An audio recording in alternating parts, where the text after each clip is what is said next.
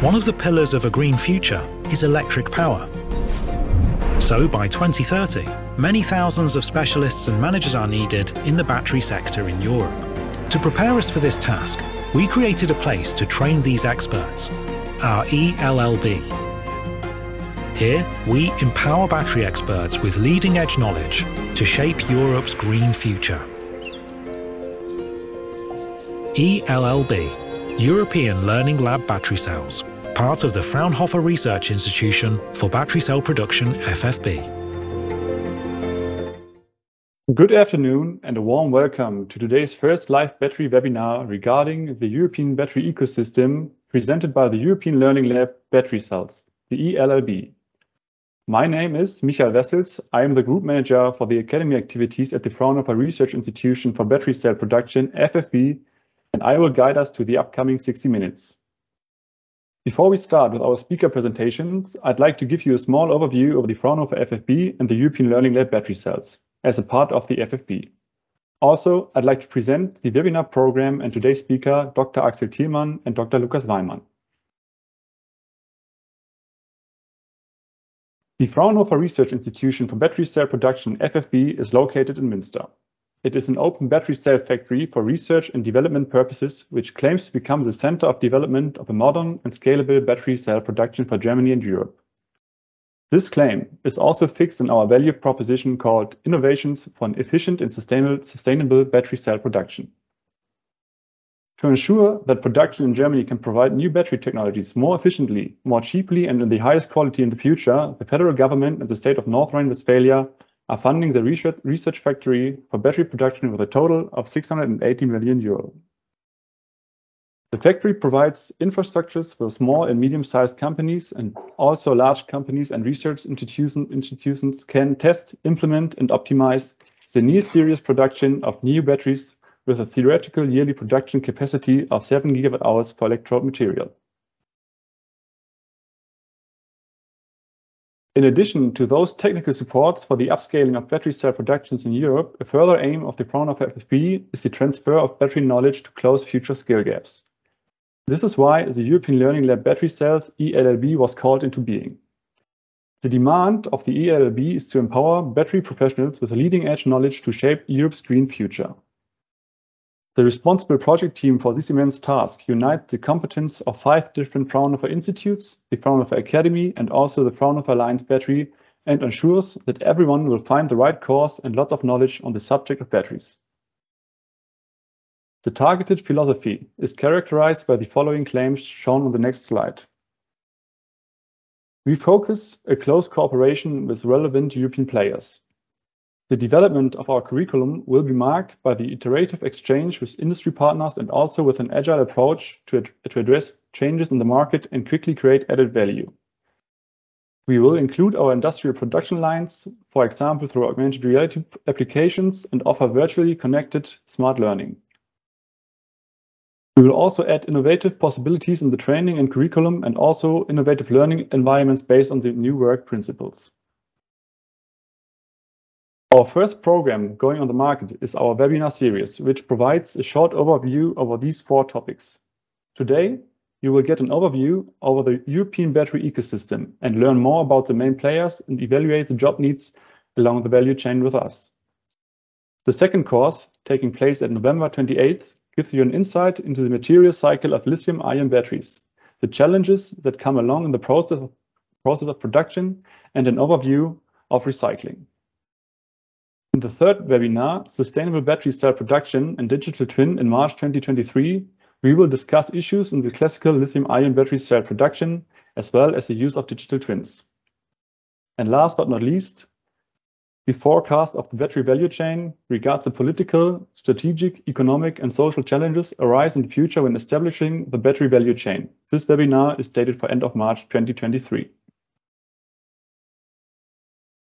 All these topics can be intensified by our second program, the Pre-Charger Workshops, which will deepen the topics and practical workshops present in Münster. The program starts in April 2023 and will be bookable soon in November 2022. Feel welcome to visit and check out our website for more information and booking options. But for today, our undivided focus will be on our first webinar. Our two experts, Dr. Lukas Weymann and Dr. Axel Thielmann from the Fraunhofer Institute for System and Innovation Research, ESI, used the last months to take a deep dive in the European battery ecosystem and analyze the current situation. In the next hour, we will learn about the main battery markets, the main players along the battery value chain, and the cost drivers in the battery cell production. Afterwards, if you're interested, you are welcome to join us for another 30 minutes for question and answer with our experts and enter the discussion. If you'd like to address questions in the ongoing presentation, you can use the chat function in Teams. All questions will be saved and answered today at best. I wish you all a good time, and I hope you will enjoy our first webinar. I am now passing on to Lukas and Alex. Thank you very much. So I want to start this webinar series with a rather provocative question that you see here on the first slide. After all this time and development, because after all, batteries are around still, since 1800 with the Pila di Volta as the first real kind of battery. And all the development, we see cylindrical batteries, these AAA type batteries that are flying around the house in every household. Why do we still talk about batteries? Why is there still so much dynamics in this topic? Why is there so much research going on? Why do we build research institutes like the FFB? And why do we develop new technologies? And the answer, of course, are the different applications, the different markets that we have for the battery. So batteries are needed for a big variety of applications. And for the next 10 minutes, we want to have a deeper look on those markets where we see the batteries. First, when we talk about batteries, today we mostly talk about lithium-ion batteries because they are right now the state-of-the-art technology. But there are also, of course, other battery technologies that can be considered, and sometimes also the things we present today will be valid for other battery technologies. So let's have a look at the market. The first market that I want to talk about is the 3C markets. And we call it the 3C because it's the consumer, computing, and communications electronics. So, for example, the smartphones we have, the laptops, headphones, cameras, and also we consider power tools in this kind of market. And by the examples I've just mentioned, you can guess already this is kind of an established market. We've seen batteries in these markets for a long time now. Still, it's a growing market. There are some new trends. For example, there are new devices with new functionalities like smart watches coming on the market or portable computers, portable tablets. So it's still growing. Or for example, for power tools, the trend is to get rid of the power cables and use instead switchable batteries. But it's growing rather slowly because it's already there, and there's still space for development. But there are bigger markets that we want to look into. Yes, one huge field is the electric mobility, the e-mobility. When we start on the low spectrum, so like the small kind of applications for our batteries, we have the micro mobility, all the e-scooters lying around in the city that can be used where we have rather small batteries. When we move to bigger batteries inside the applications, we can talk about the passenger cars, which is a very big topic considering the transition of the traffic. And we can also talk about even bigger applications, commercial electric vehicles like electric trucks or buses, or think even bigger considering planes, ships, trains, all kind of applications there. Also, when you look at the top right, you can see we have these kind of applications in a hybrid sense, so that it's combined combustion engines and batteries, or we have pure battery electric vehicles.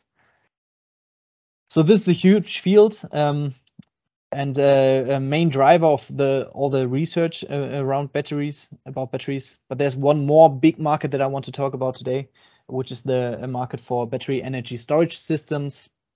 So whenever you have a photovoltaic on your rooftop and you want to store the electric energy you generate during the day, so you can use it later on, you need some kind of storage system, which can be battery electric.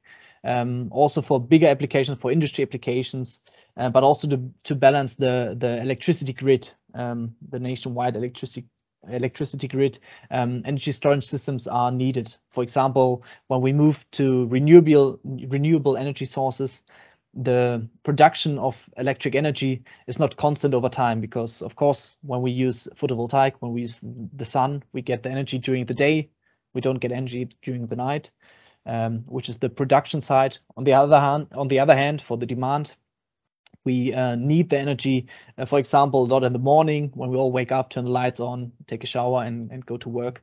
And to match this demand and the production of electric energy, some storage is needed in between to balance this out. This is one big example for an application of an energy storage system. When we look at these markets, we can also talk about the key performance indicators, or KPI, which we need the batteries to fulfill so that they're useful in these kind of applications. For example, when we talk about electric mobility, we want to have batteries with a large energy density. What does this mean? So we want our cars to be able to go long distances, so we don't need to recharge in between. So we need a lot of energy stored in the battery at a small volume or at a small weight, for example. This is why we say we need a high energy density in the battery. On the other hand, when we need to charge, we want this to be quick, so we don't need to wait too long. So the battery needs to be able to charge at a high C rate, at a high charging rate. So the battery needs to be built for this as well. Of course, safety is needed in all of these applications. And also, when we buy a new car, we want it to be cheap, we want it to be feasible. So we need batteries that have a low cost.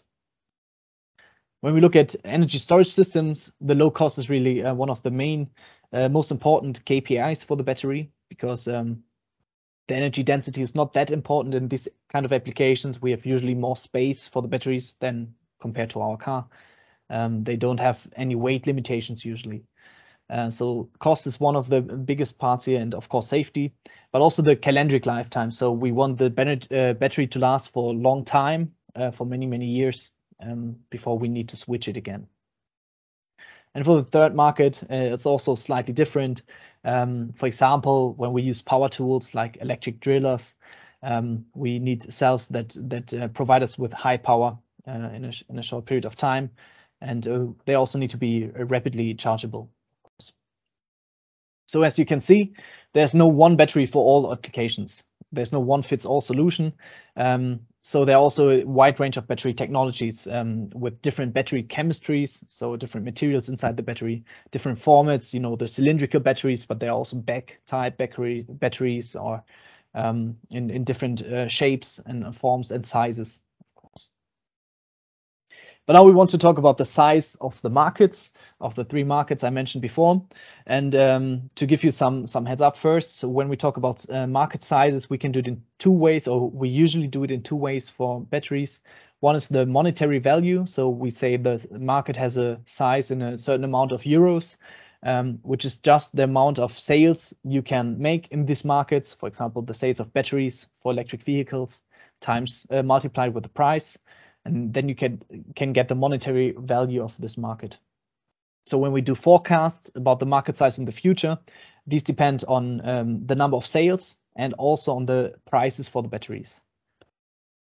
The second approach, which is a bit more important today, because we're going to use this today, is to measure the market volume in gigawatt hours. Watt hours is the unit for the capacity of the battery, so it gives us how much energy can be stored inside the battery.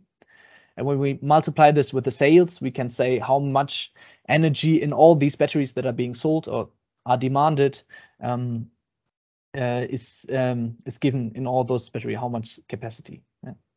And because we don't want to talk about too huge numbers, the numbers tend to get very big. When we talk about watt hours, we talk about gigawatt hours, which are 1 billion watt hours, and 1 gigawatt hour, so that you have a picture in mind, represents batteries for 15,000 to 20,000 cars.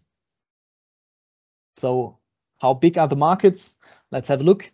Again, when we first compare all the markets with a global demand, so we talk always now where the batteries are demanded, we see 74%, so nearly 3/4 are demanded in the electric mobility range. And as you can see in the blue bar, so on the left side, you have the capacity in gigawatt hours. As mentioned before, we can see nearly 300 gigawatt hours are demanded purely by passenger electric vehicles. All the other markets are smaller. The 3C markets are still rather big, but when you look at the right side, maybe I just use the laser pointer here for a second. You can see the increase over the next decade is expected to be linear, while when we look at the increase of the electric mobility or of the energy storage system, we can see it's exponential. So the LIB demand, the demand for lithium-ion batteries was approximately 470 gigawatt hours 2021, and is expected to rise up to 3 to 4 terawatt hours. This is 1,000 gigawatt hours each by 2030. And when we look now at Europe, we see the same picture here. So we see a huge increase, and you can also see it's largely driven by passenger electric vehicles. So the blue column in the center represents the passenger electric vehicles. So what can we say? We have huge demand. We have a demand of about 660 gigawatt hours by 2030, which is a huge amount of batteries. As I said, 1 gigawatt hours could be 15,000 to 20,000 cars. So we have this demand, and with this demand, I'll give over to you, Axel. What can we do here? Yeah, thank you very much, Lukas. So as we have seen, there's a huge demand globally, but also in Europe, which is increasing more and more. And the question, however, is how does this demand transfer into EU value creation and building up of value chains? So can we also benefit from this demand with infrastructures, with production capacities along the battery value chain? And for that, we would like to pose a first question to our audience, and we would like to participate, all of you, with our first question: how can the demand for batteries be met in Europe? And I think here you have multiple choice possibility, and I would like to ask you, what do you think is most of the demand met by importing batteries from Asia, or importing batteries from North America, or importing batteries from South America? Or are the batteries produced rather in Europe from Asian companies, or from American companies, or from European companies? So I see that people are already participating. You can see on the right hand in the chat that about 16 people already said that batteries are rather imported from Asia. About 26% says that the batteries will be rather produced in Europe, but from Asian companies.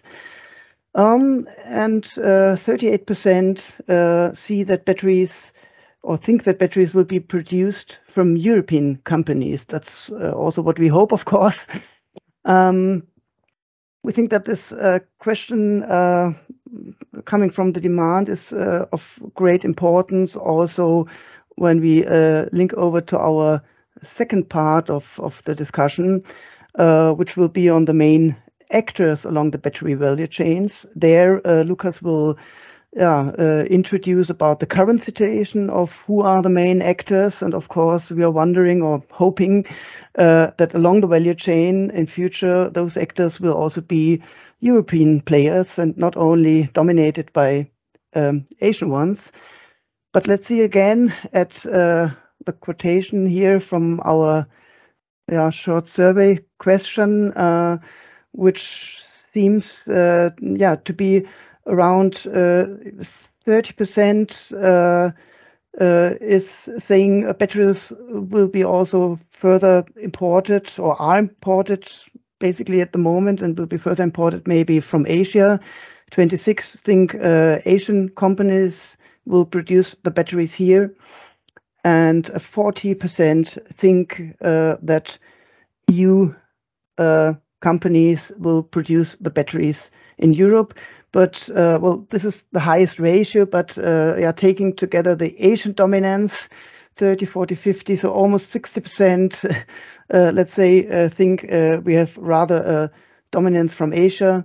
About 30% think that European companies will step into the value chains and produce the batteries here in Europe. So I think with that, we might step over to the second part, where Lukas will tell us a bit more about the current actors which are positioned along the battery value chain. Yeah, thanks. Interesting result. So we have 40% European companies in Europe and 60% Asian companies in Asia or somewhere else. To have a look, we want to move along this battery value chain, so the path that the battery is traveling throughout its lifetime, from being built up, being produced, and then being used in an application, and in the end reaching its end of life. To start, before we look at the cell producers, we want to talk quickly about the applications once more, because I've shown you just a few minutes ago the three big markets, and here we see, depending on which market we look at, it's dominated by different players. So when we look at the electric vehicles, there's one big player who demanded 50% of the batteries in the last year, which is Tesla, a company from the United States, but also two German companies with Volkswagen and BMW being active here. In the middle, there's BYD, a big Chinese company. When we look at the 3C markets of consumer electronics, for PC, smartphones, tablets, we see a mixture of Chinese or Korean companies, but also some companies from the United States, which are the blue companies here. Especially for the computer, it's nearly half of the applications are produced by the United States. And for the energy storage system market, we see that the cells here, which are used to produce the energy storage systems, come mostly from some Korean companies, so 50%, but also some Chinese companies in there. So we see, okay, this 60% we had for Asian companies, we see these already in the applications, and for the energy storage markets, these are already cell producers. So when we move now the step back, who's producing the cells for these applications, we see indeed for 2022, sorry, that is produced mostly by Asian players. And you can see this red bar at the bottom. This is China. So these are companies from China. So the three biggest companies here, CATL is the biggest producer for battery cells right now. Then we have ELLB and BYD, two big companies. And then we have two companies from Korea, which is LG Energy Solutions, and Samsung SDI, which you probably all heard of already. So they make up together nearly 50% of the battery cells produced in 2022. So you can see Asian manufacturers dominate the market. So what's the progress here? What's the forecast for the next decade? And where's Europe? It's one of the big questions.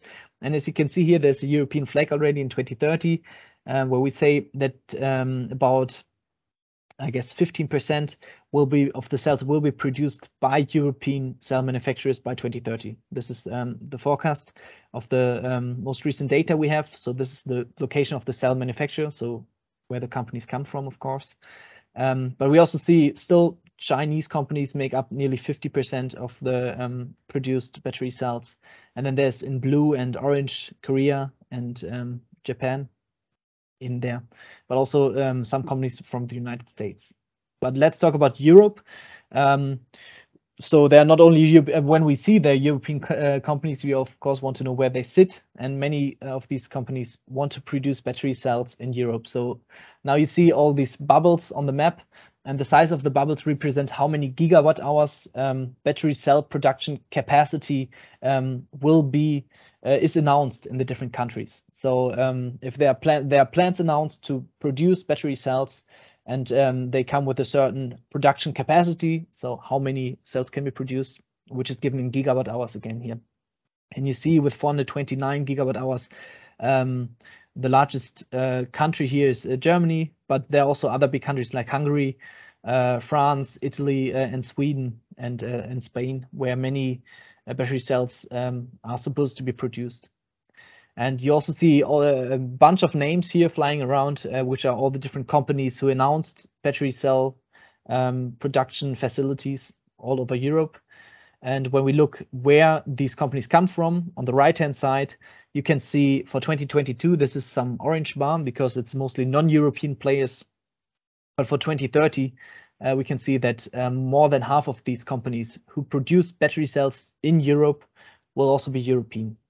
And when we look at the other parts, the non-European players, we can see some bigger companies. A few of them I mentioned before, like CATL from China, Tesla, LG from Korea, Samsung from Korea, and SK On from Korea. But also Japanese players like AESC, for example, who will produce in Spain. So we see, again, there are Asian players active, but there are also many European players who want to produce European batteries. So I showed you the left side before already. So this is the global production capacity by the country of the manufacturers. When we look on the right-hand side, we see the same amount of batteries being produced, but now looking at the country of where the production facility stands. And here you can see the European bar, the blue in the center, is rather big, and we can say that about 25% of the battery cells could be manufactured in Europe by 2030, considering the announcement right now. Still, nearly 50% of the battery cells will be produced in China. You can see the blue and the orange bar in between here are rather small. These are Japan and Korea, so they have big companies producing battery cells, but they don't produce that many in their own countries, in the country where the company sits.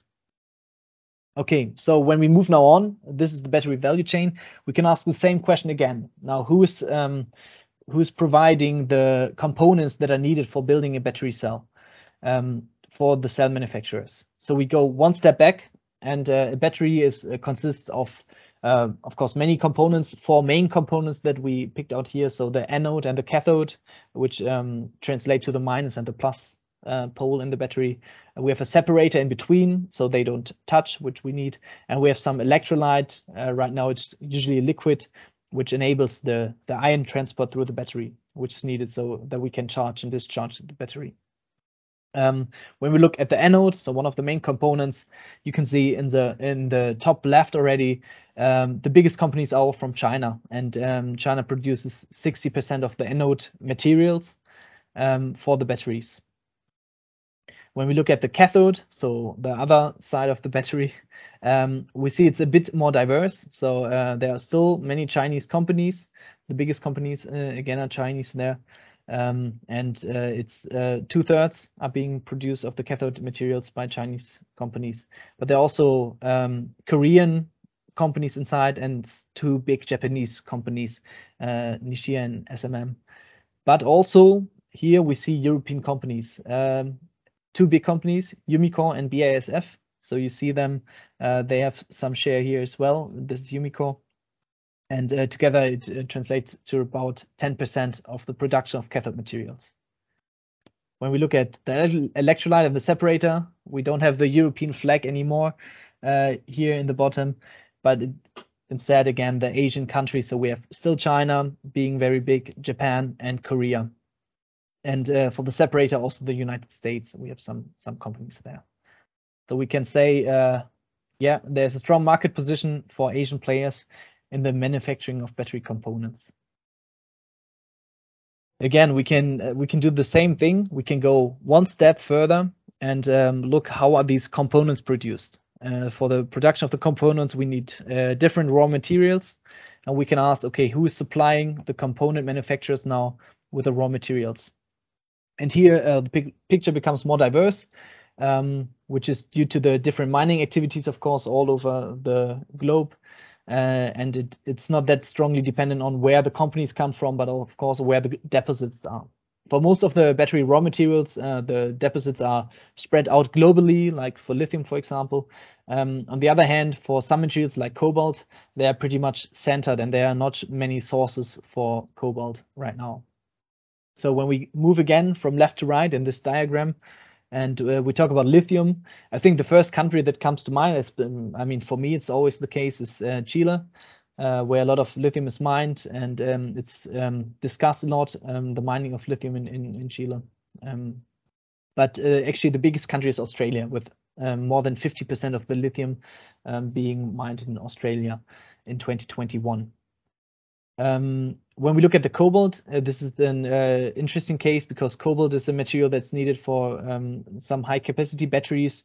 And as I mentioned before, cobalt is, has not many different sources, which you can see here. There's one big bar, which is the Democratic Republic of Congo, where cobalt is mined under circumstances that are discussed very controversially. So it's a material that it's not that desired to have inside a battery right now, because it's hard to get, it's expensive, and it's we don't have many sources, and we cannot really control the circumstances under which cobalt is mined right now. So to move away from cobalt, one approach is to move to nickel, which is already inside the batteries, but we can play around a little bit with the proportions of cobalt and nickel, or replace it with nickel. And for nickel, it's more diverse. So the red and white flag here is Indonesia. So most of the nickel is mined in Indonesia right now, but there are also other countries. For example, we have the Philippines there, where some comes from New Caledonia, and some smaller countries, considering the amount of nickel being mined. And then we picked one additional material, graphite, where you can see again what we saw in the previous steps of the value chain already, a big red bar, which is China. So most of the graphite is produced in China. There again, we have one player dominating, or one country dominating the picture. Of course, again, there are more materials. There are different options for replacing cobalt and nickel by other materials. But this is some pretty important materials. We will talk more about materials in the second webinar, but also Axel will mention a bit more about materials later on. So this is the value chain. We have the raw materials, we produce components, we produce the cell, and we put it in the application. There's one more step missing to close the circle, and you all know this. It's the recycling, with which we can get European players also in the supplement in supplying materials for the components. Because right now, you saw when I showed you the bars for the raw materials, there was no European flag. This is all these mining activities, or most of the mining activities, are outside of Europe. There are a few going on right now, or being discussed in Europe as well. Even in Germany, there's lithium supposed to be mined at a smaller scale, of course. But of course, recycling is a second approach to get access to materials for batteries. And as you can see on the left side, there are already many players in Europe that are being active, and they have plans. But we need to have a little bit a closer look, because again, recycling has its own value chain, so its own chain of processes that you need to transform a battery, and a battery that's at its end of life, and to get out the raw materials. So the batteries need to be collected, they need to be tested, disassembled, and then they need to be treated mechanically and metallurgically to get out at the end the raw materials, so they can be used to build new components and new cells. And we put now all the companies here along the steps, and we see the European companies, or the companies being active in Europe, especially in these last steps active, and in the first steps, the collection, testing, disassembly. We don't see too much activity there right now. So yeah, with this, we close the circle. This is the value chain for batteries. And we prepared a second question. And I think, Axel, you will ask. Yeah, thank you. Great, Lukas. So I think we've learned that there is a strong demand from the system integrators, from the OEM. We have learned that there will be a battery production, if Asian or European companies, but there will be a battery production in Europe. But we still do not see the component suppliers, and especially if we talk about the raw materials, there's a certain gap. But as you've shown, activities around recycling are starting already. So our question now would be, what challenges do you see for European players to overcome and to be competitive in a battery value chain?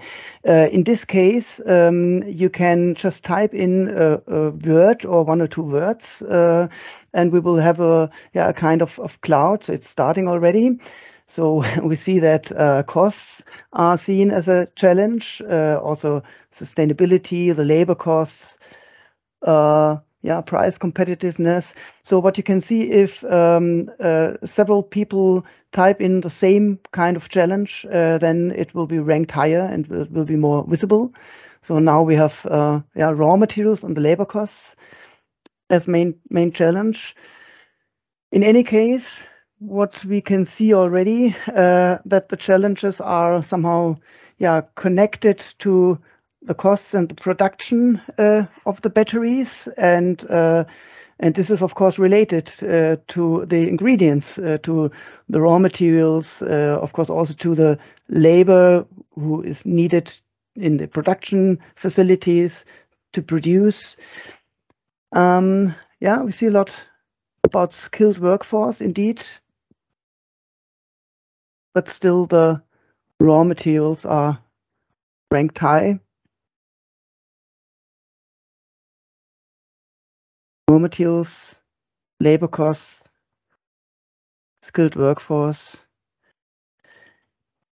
Yeah, and I think that somehow you can go on mentioning this. I think it also hints towards a circular economy which is needed, which will be also a task of our fourth webinar, as we've learned at the start. But it also maybe hints over to our third part, where we look at the battery costs, and there, of course, we will identify a number of reduction potentials, but also dependencies, not only on production innovations, process innovations, but also on raw materials. And I think we just keep this picture that labor costs, raw materials are most important challenges.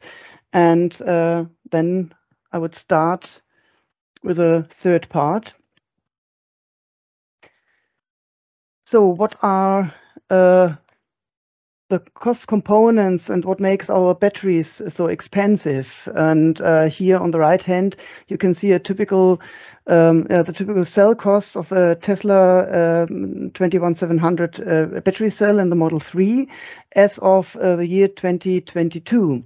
So this year, during the next few minutes, we will show that this is a current snapshot somehow of this year. And it's strongly related, as you can see in the blue bar here, to the cell material, especially the raw materials in there. So the cell costs, basically, we can say, are composed by the raw materials which are going in, then the components which are produced, and then the cells themselves which are produced. And materials costs, as you see, are most prominent, most dominating part of this cost. And of course, different materials can be selected, but this typically leads to differences in the technical key performance indicators, KPIs. For example, if we go over to LFP-based batteries with lithium iron phosphate, then we have a lower energy density. In case of other materials, this will drastically change the parameters like energy density, fast charging, capability, or cycle life. So there are, of course, various approaches to reduce the materials costs and substitute battery materials with cheaper alternatives, but it has also impact on the performance. And what we see is that typically the most powerful batteries also have the most expensive battery materials. And we will step deeper into that in the next slides. And on the next slide, we first look a bit more into the battery material components. Here we can see that there are different components like binders, additives, we have the current collectors, casings, and so on. But what are the most dominating cost factors are the following four components: the cathodes, the anodes, and then in green, the separators and the electrolytes.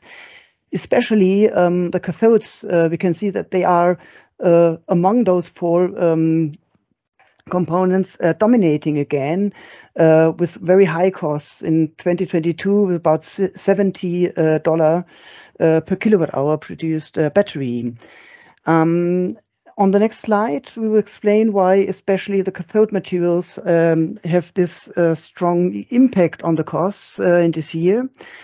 If you look at the development of the cobalt costs here in US dollar per tons, but also for lithium hydroxide and carbonate, and also for nickel, then we can see that compared to the past years, 2020, even 2021, the cost for cobalt per ton have more than doubled from $30,000 to above $60,000. For lithium hydroxide or carbonate, quite the same. The costs have exploded somehow from around $10,000 per ton towards 60 or 70,000. So it's at least 4 or 5 or more times higher compared to the last years. This shows there is a high volatility in the raw material price, which might be, of course, at some point towards the slow build-up of production capacity, especially now in this time of very dynamically increasing demand and market diffusion. But also, there is meanwhile a strong dependence of the or connection of those raw materials to the LIB market. So for lithium, 75% of lithium is only needed for the LIB market, lithium-ion battery market, and for cobalt it's around 50%. Also, especially in this year, we have encountered that we have a strongly important geopolitical situation with some countries like China, which have already secured their raw materials access, and Europe now is in the challenge to also secure access to the raw materials and to be more and more independent in order not to be dependent also at the end with the battery price or battery costs. On the next slide, we coined this demand into the materials shares at the one hand in terms of weight. And there we can see at an example of a battery pack with NMC 622, so nickel, manganese, cobalt at the ratio 622 with graphite anode. And this cell technology shows that the weight of the materials for lithium and cobalt and nickel is quite moderate compared to aluminum, graphite, and other materials. Aluminum, for example, their high share is needed for the battery pack housing. But if you look at the value of those materials on the right-hand side, we can see that in terms of US dollar per kilowatt hour, lithium, cobalt, and nickel make up almost all the value of the raw materials, with up to $70 per kilowatt hours. So they have a very high cost impact, and therefore at the end also a very high impact on the cell costs. So as Lukas already mentioned, with strategies for access to primary materials, but also access via recycling to secondary materials, those are both quite important strategies in order to not fully depend on the high raw material costs. If you go to the next slide, we also look a bit at the costs beyond the raw materials and the costs and the component production. Here we look at the cell production. again, also here, still reduction potentials are possible. At the one hand, of course, if you come to a scaled production, this helps, to limit, for example, in case of depreciation, the cost for equipment and production facilities. But also automation is a very important driver. For example, if you look at the scrap means additional material costs, which of course has to be avoided, as we've seen, and is quite dramatic if we have this high dependencies on the raw materials. Therefore, it's very important to have a high quality in cell manufacturing, which can be done by automation, by quality control measures, and so on. So innovations here will help to reduce scrap and to handle scrap and to limit the cost at this point. Same as I said for depreciation. But also labor intensity of the cell manufacturing strongly depends on the degree of automation. At scale production, we are talking typically about dark factories where only a limited number of people will be needed, but with certain skills, of course, in order to handle this high throughput and high scale of production. Further part of cost factors is the energy costs. And here already we can see that the energy costs also are somehow related, of course, depending on the source of energy, to the CO2 emissions. The energy costs has been shown in a recent study and the recent publications from the FFB are not equally distributed along the process steps, especially in the steps of drying, assembly, and formation. We can see that there are high CO2 emissions connected with that.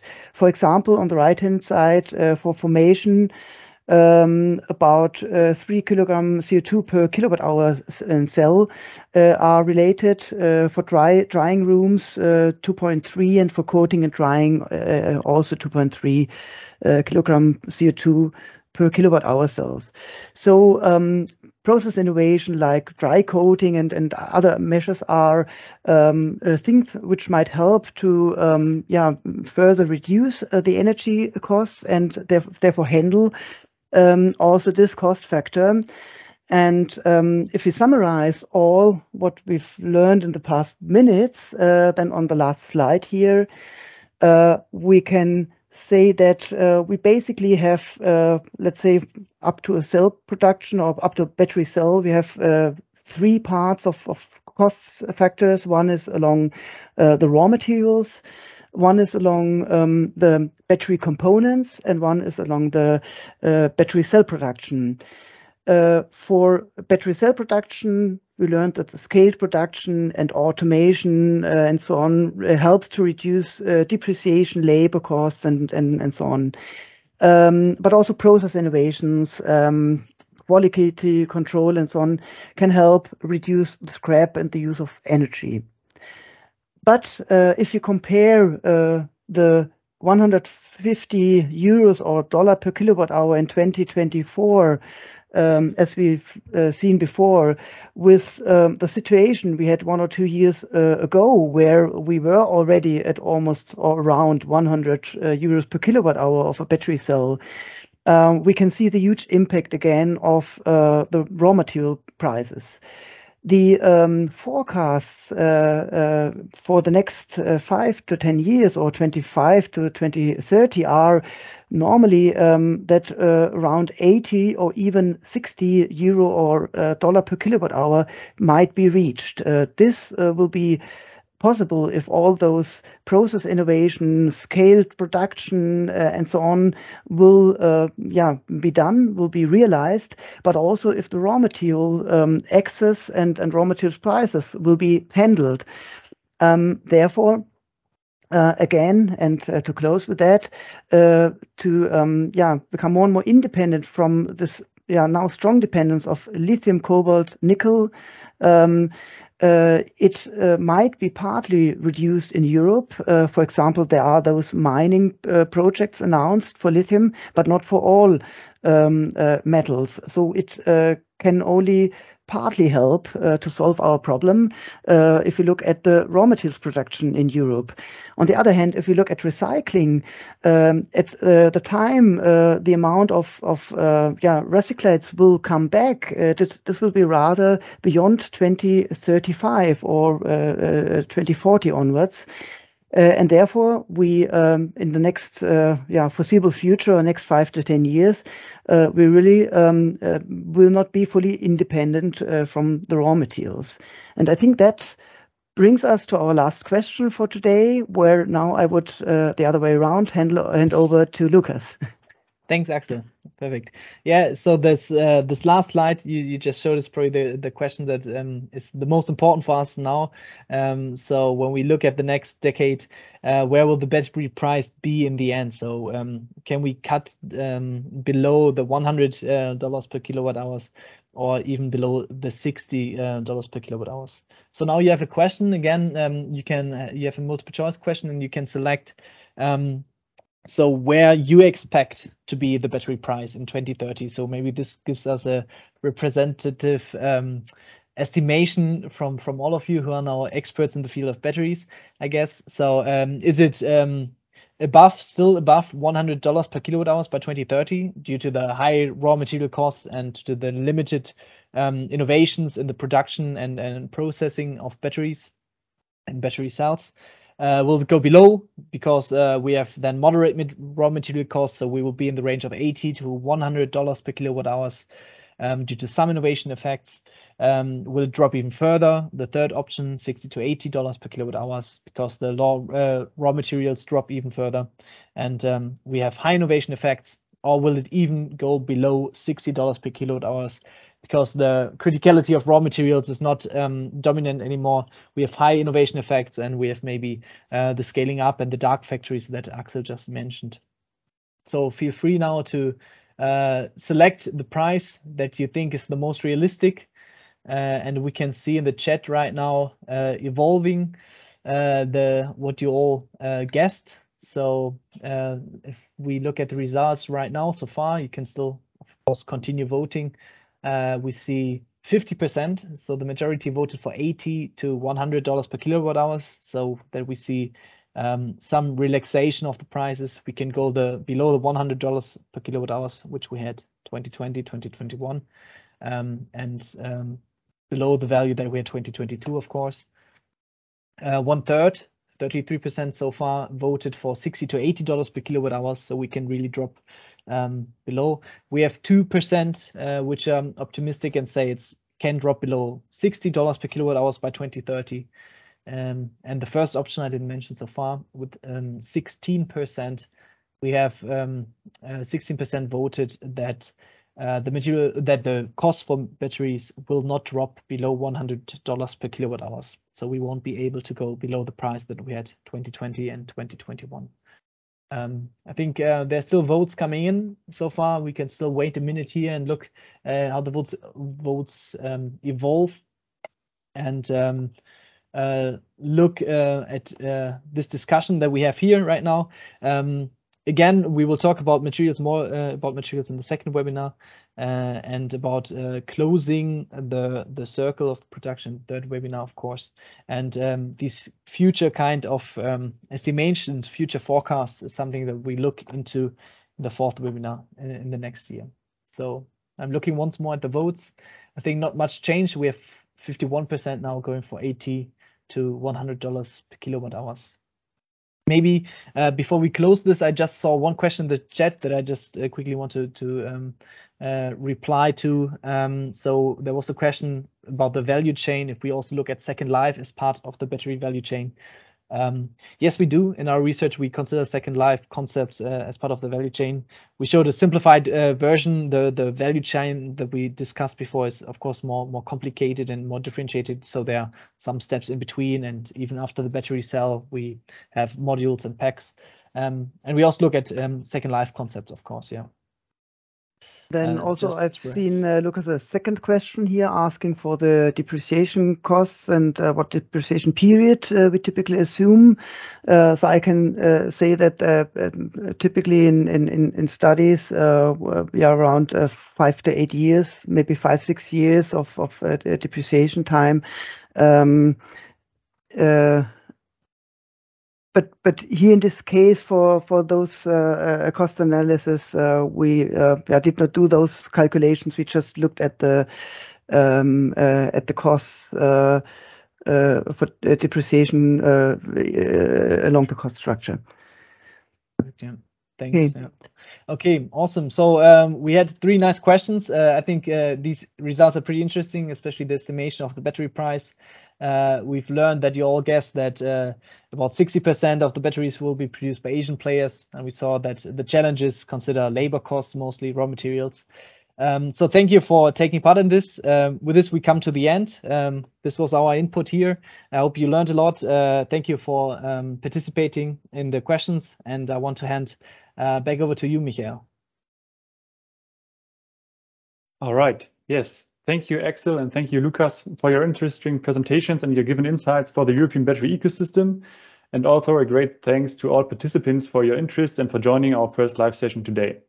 Hopefully, we will see you in our upcoming webinars or the pre-charger seminars in 2023, as shown on the actual slide. And so I'd like to leave my recommendation to check out our website for all upcoming events and learning opportunities in the future.